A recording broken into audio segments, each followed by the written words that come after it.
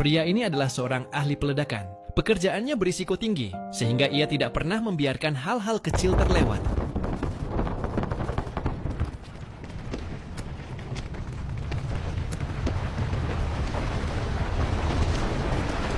Namun, bahkan orang seperti dia pun bisa diperlakukan tidak adil. Setelah menyelesaikan pekerjaan peledakan, ia mampir ke sebuah toko roti untuk membeli kue ulang tahun untuk putrinya. Tapi hanya dalam waktu singkat, mobilnya yang diparkir di pinggir jalan sudah diderek. Yang tersisa hanyalah sebuah surat tilang merah yang tertiup angin. Padahal ia tidak melanggar aturan parkir.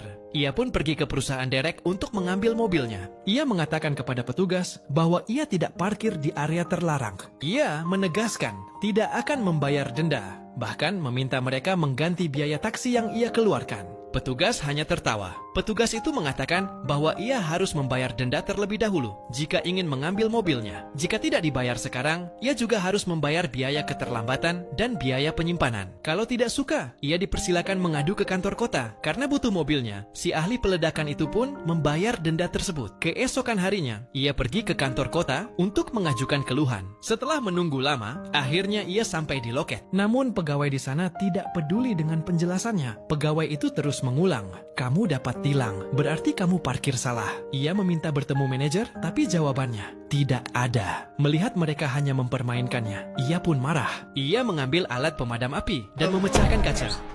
Polisi datang dan menangkapnya karena membuat keributan. Setelah kejadian itu, bosnya memecatnya untuk menghindari masalah dengan pemerintah kota yang merupakan klien terbesar perusahaan. Istrinya pun meminta cerai karena ia kehilangan pekerjaan. Ia diminta pergi ke kantor hukum, tempat istrinya mencoba mencabut hak asuh anak darinya. Begitulah, si ahli peledakan itu belajar arti kehilangan segalanya hanya dalam hitungan hari. Setelah sidang perceraian, ia keluar dari kantor hukum dan melihat mobilnya kembali diderek oleh orang-orang menyebalkan yang sama. Malam itu, ia mengemudi menuju gudang perusahaannya dan meletakkan TNT di bagasi mobilnya. Keesokan paginya, ia pergi ke dekat perusahaan derek, duduk di sebuah warung sarapan dan memesan roti dengan kopi. Sambil makan, ia melihat dengan santai mobilnya kembali diderek. Mobil itu pun sampai di perusahaan derek dan